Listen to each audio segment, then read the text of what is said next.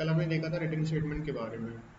ये क्या है, मेथड का ही पार्ट है जो कुछ ना कुछ रिटर्न करता है, चाहे वो प्रिमिटिव करे चाहे वो नॉन प्रिमिटिव करे। और अगर मेथड टाइप हमारा अगर वॉइड है तो वो कुछ हमको रिटर्न नहीं करेगा। इसका मतलब क्या है, जैसे हमने लिखा है पब्लिक स्टैटिक वॉइड और यहाँ पे हम मेथड का नाम अगर टेस्ट है, तो यहाँ पे हमने अपना कोड लिखा है, कुछ एग्जीक्यूट कराना है, मान लीजिए कंपेयर करना है एक्स बड़ा है वाई से। अगर ये ट्रू है तो रिटर्न करो हमारा ट्रू। इतना भी यूज़ होगा तब हम यहाँ पे बुलियन का यूज़ करेंगे। अगर हमने इसके जगह पे वॉइड यूज़ किया और हमने डाल दिया कि रिटर्न करो कुछ, अगर रिटर्न के बाद अगर हमने कुछ लिखा है कि ये एक पर्टिकुलर चीज़ रिटर्न करो, चाहे वो ट्रू करो चाहे वो कोई नंबर करो या फिर कोई डेटा भी करो, चाहे डेटा में क्या होगा, कोई नॉन प्रिमिटिव वैल्यू भी हो सकता है, तो वो क्या करेगा, एरर शो करेगा। क्योंकि वॉइड का मतलब ये होता है कि वो कुछ रिटर्न करेगा ही नहीं, वो बस स्टेटमेंट जो लिखी हुई मेथड के अंदर उसको एग्जीक्यूट कर देगा बस, और फिर वो जहाँ से कॉल हुआ है और वहीं वापस चला जाएगा। ये लिखा है हमने, to return a value from a method we have to declare a return type of data at a method declaration. इसका मतलब है कि जैसे ही यहाँ पे हमने एक मेथड बनाया हुआ है, यहाँ पे हमने क्या किया, मेथड को डिक्लेयर किया हुआ है, तो हमने उसका रिटर्न टाइप दे दिया है int। तो अगर इसमें अगर हम क्या करते हैं कि हम कुछ रिटर्न करते हैं नंबर, ये एग्जांपल है, हमने क्या बोला है कि रिटर्न करो क्या, स्क्वायर को। तो हम यहाँ से यूज़र से कुछ नंबर लेंगे, चाहे वो 1 हो गया, 2 हो गया, 3 हो गया, 4 हो गया, 5 हो गया। फिर उसको क्या करेंगे, उसका हम मल्टीप्लिकेशन करेंगे उसी नंबर से, मतलब 1 इंटू 1, या फिर अगर हमने 2 लिया है तो 2 इंटू 2, 3 लिया है तो 3 इंटू 3, अगर 4 लिया है तो 4 इंटू 4, अगर 5 लिया है तो 5 इंटू 5। और जो इसका आंसर होगा, मतलब 5 इंटू 5 कितना हुआ, 25 हुआ, 25 क्या करो, रिटर्न कर दो। तो यही है। A value can be return from method by using the return keyword. हमने क्या किया, रिटर्न कीवर्ड का यूज करके जो हमारा वैल्यू है 25 से क्या कर दिया हमने, रिटर्न कर लिया। तो अगर कोई आपसे पूछे एग्जाम्पल क्या है कि कैसे इसको हम विजुलाइज करेंगे या फिर प्रैक्टिकली इम्प्लीमेंट करेंगे, तो हमने एक लिखा है रिटर्न स्मॉल स्टेटमेंट क्वेश्चन है। तो जो इसका कोड है वो यहाँ पे है। पहले हमने एक क्लास बना ली, फिर हमने क्या किया, एक मेन मेथड बना लिया जहाँ से जेबी में इंटर करेगा। और फिर अभी तो हमने क्या हुआ है कि डिक्लेयर करते के साथ ही इसको इनिशियलाइज कर दिया है, लेकिन आगे हम देखेंगे कि यूज़र से भी इनपुट हम कैसे ले सकते हैं यहाँ पे। और फिर हमने क्या किया, एक मेथड कॉल कर दिया, यहाँ पे हमने मेथड इनिशियलाइज किया कंपेयर, और उसका जो रिटर्न वैल्यू होगा उसको हम जेड में ला के स्टोर कर लेंगे और फिर उसको हम प्रिंट कर देंगे। जैसे जेबीएम यहाँ पे एंटर करेगा वो देखेगा एक्स का बॉक्स बनेगा एक क्या करेगा, वो एक्स का बॉक्स होगा जहाँ 5 रखेगा, वाई की वैल्यू 10 है, ठीक है। फिर क्या करेगा कि उन, और एक जेड का ब्लॉक है जिसको अभी हमने दिया है मेथड का नाम, यहाँ पे एक मेथड हुआ है कंपेयर। तो जैसे ही ये वैल्यू कंपेयर होके यहाँ पे वैल्यू एक्स और वाई यहाँ पे कॉपी होगी। ये है हमारा फॉर्मल आर्ग्यूमेंट, ये दोनों यहाँ पे क्या होगा, जो एक्चुअल आर्गुमेंट है यहाँ पे 10 और 5 दोनों एक्चुअल आर्गुमेंट है वो यहाँ पे आएंगे, और फिर क्या होंगे, वो फॉर्मल आर्गुमेंट यहाँ पे आ जाएंगे इंट एक्स और इंट वाई पे। और फिर इसको हम बोलते हैं कंपैरिजन ऑपरेटर या फिर कंडीशनल ऑपरेटर। ये सिंगल लाइन में लिखा हुआ है, इसको हम देखेंगे, ये इफ एल्स ही है। अगर इसका मतलब है कि हमने चेक किया इसमें डाल के कि एक्स से छोटा है कि एक्स जो है वाई से छोटा है कि नहीं। अगर छोटा है तो इफ वाली कंडीशन मतलब एक्स को रिटर्न करो, अगर बड़ा है तो क्या करो, वाई करो। लेकिन अभी इस केस में हमने हमने पहले बता ही रखा है कि जो हमारा एक्स है वो 10 है और जो हमारा वाई है वो 5 है, तो ये कंडीशन क्या करती है, ट्रू करती है और इसको रिटर्न कर देती है। ये कंडीशन यहाँ पे क्या होती है, फॉल्स होती है, सॉरी। हमारी जो x है वो 10 है, बड़ा है, और y क्या है, छोटा है। तो इफ की कंडीशन क्या हो गई, फॉल्स हो गई, तो हमारा एल्स क्या है, ये y हमारा क्या होगा, रिटर्न हो गया। सो अगर हम रन करके देखें तो हमारा y होता है आंसर। तो यही किया है हमने। जैसे ही यहाँ पे पहले हमने x को यहाँ पे 10 ले रखा है और यहाँ पे y 5 ले रखा है, तो क्या हुआ, पहले x की वैल्यू क्या होगी, यहाँ पे आएगी, और y की यहाँ पे। जैसे ही ये कॉल होगा तो x की वैल्यू यहाँ पहुँच जाएगी और y की वैल्यू जो होगी वो यहाँ पहुँच जाएगी। और फिर दोनों कंपैरिजन होगा। अगर 10 क्या है, 10 क्या है, ऑब्वियस बात है बड़ा है 5 से, तो ये क्या होगा हमारा इफ का कंडीशन लिखा हुआ है कि मतलब इफ ये, तो ये रिटर्न कर दो x, और या तो एल्स रिटर्न y। ठीक है, ये हो गया। तीसरा लाइन ये है, the return statement must be the last statement of a block, otherwise it will give the compilation error called a unreachable code. So return का मतलब ये होता है कि जैसे ही ये प्रोग्राम यहाँ से एंटर हुआ, और वो क्या करेगा, ऐसे ही यहाँ पे वो देखेगा कि रिटर्न क्या करना है, रिटर्न करना है उसको ये चीज़। तो इसने कुछ परफॉर्म किया अपना अंदर, वैल्यू को कंपेयर की और एक रिजल्ट मिल गया इसको 5। अब क्या करेगा 5, क्या करेगा 5 को ये लेके चला जाएगा, और अगर इसके बाद भी अगर हमने कुछ कोड लिखा होता तो वहां तक कभी पहुंच ही नहीं पाता। सो रिटर्न का मतलब क्या है, ये वापस जाना, हिंदी में मतलब बोले तो इसको। तो रिटर्न क्या करेगा, यहाँ से ही वो क्या करेगा, जैसे ही जेवीएम देखेगा रिटर्न है वो उसका मतलब है, अगर जेवीएम ने देखा कि यहाँ पे अगर रिटर्न लिखा हुआ है तो क्या करो, वापस चलो अभी। ठीक है, आगे कुछ नहीं जाना है हमको। ये इंटरनली ऐसा इसके अंदर लाइब्रेरीज बनी हुई हैं कि उसको जैसे ही जेवीएम को मिलता है रिटर्न, तो वहां से वो क्या करता है, वापस हो जाता है। उसके आगे क्या लिखा हुआ है उसको जेवीएम से मतलब नहीं।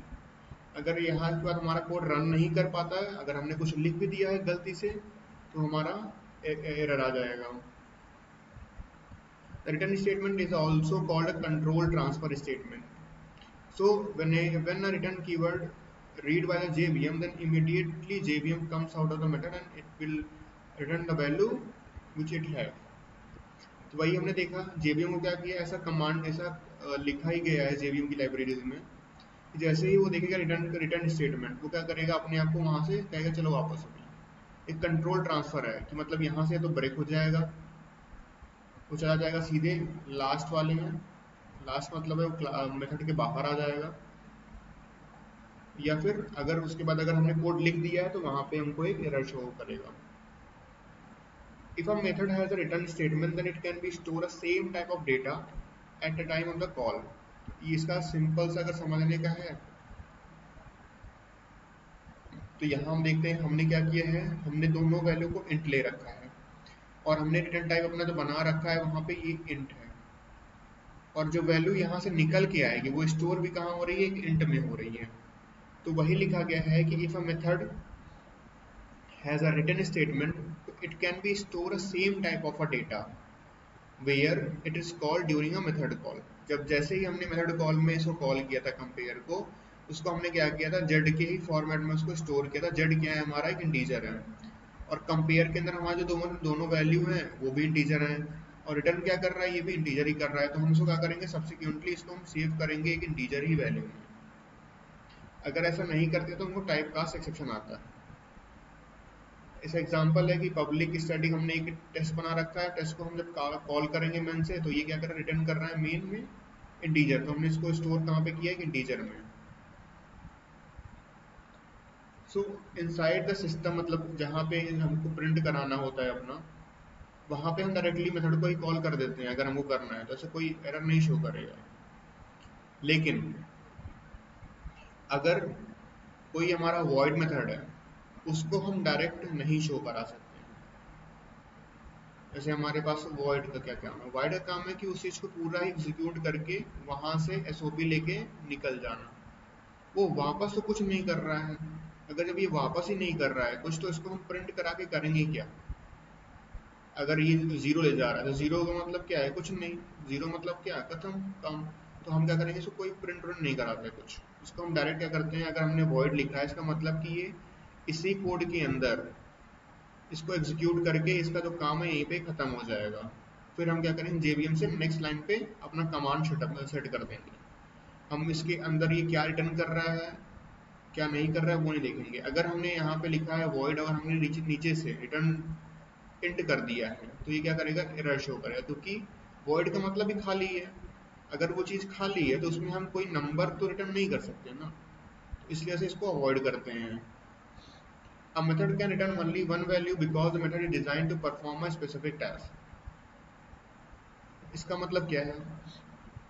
इसका मतलब ये है कि जैसे कि हम मतलब मेथड बनाते हैं तो वहाँ पे हम रिटर्न टाइप देते हैं अपना एक पब्लिक वॉइड इंट।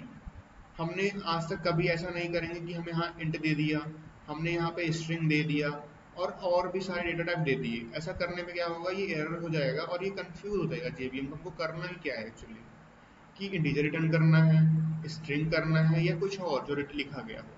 तो इसीलिए क्या करते हैं, इसको डिजाइन ही ऐसा करा गया है कि एक टाइम पे ये एक ही चीज रिटर्न करे, चाहे वो इंट हो, चाहे वो स्ट्रिंग हो, चाहे वो डबल हो। We can return a multiple value from method.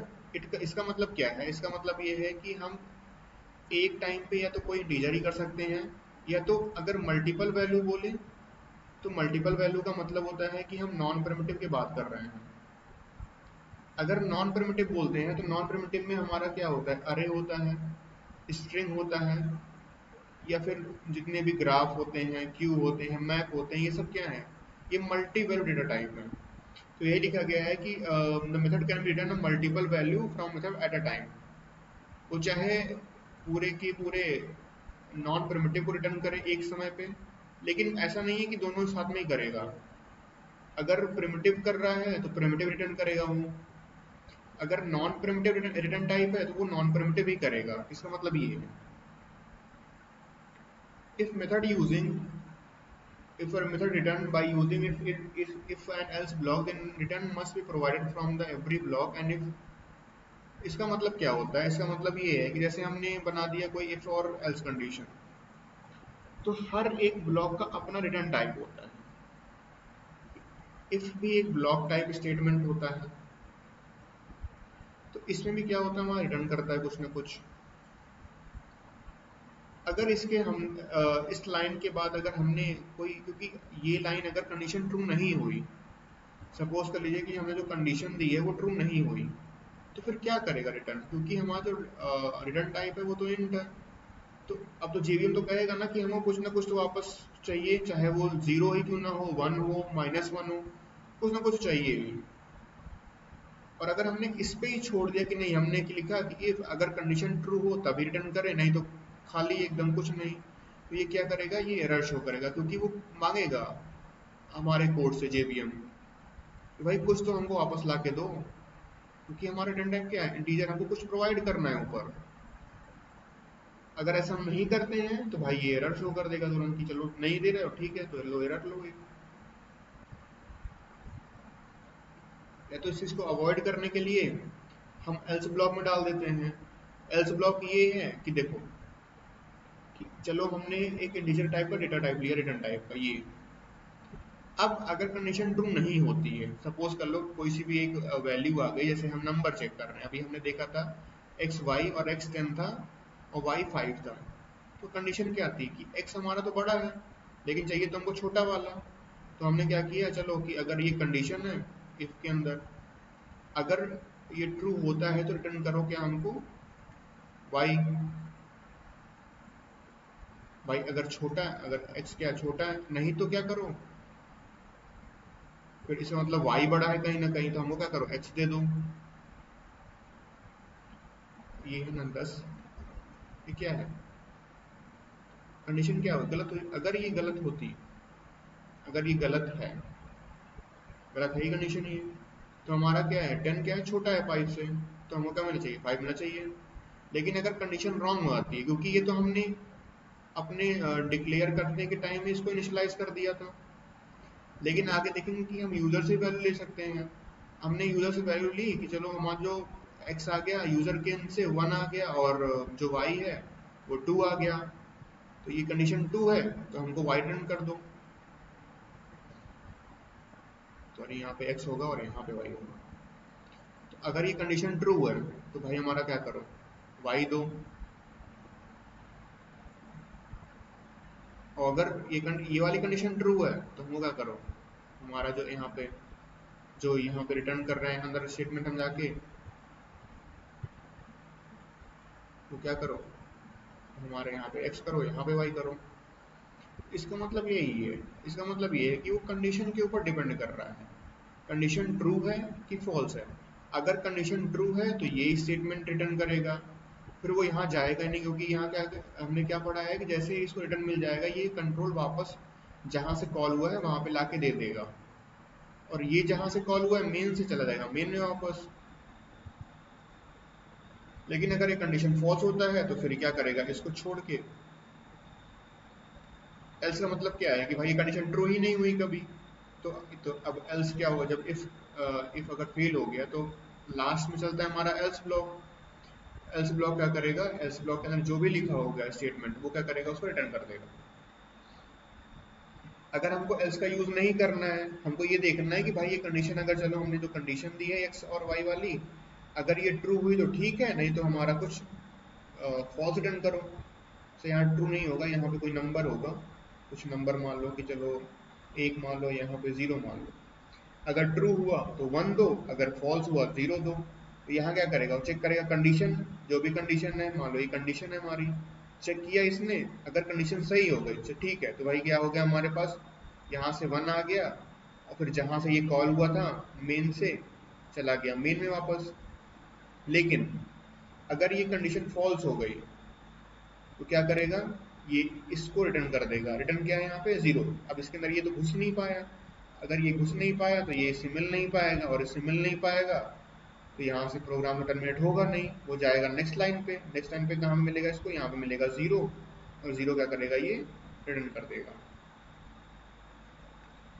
तो ये है रिटर्न के बारे में। आगे हम बात करेंगे स्कैनर क्लास के बारे में और मैथ क्लास के बारे में।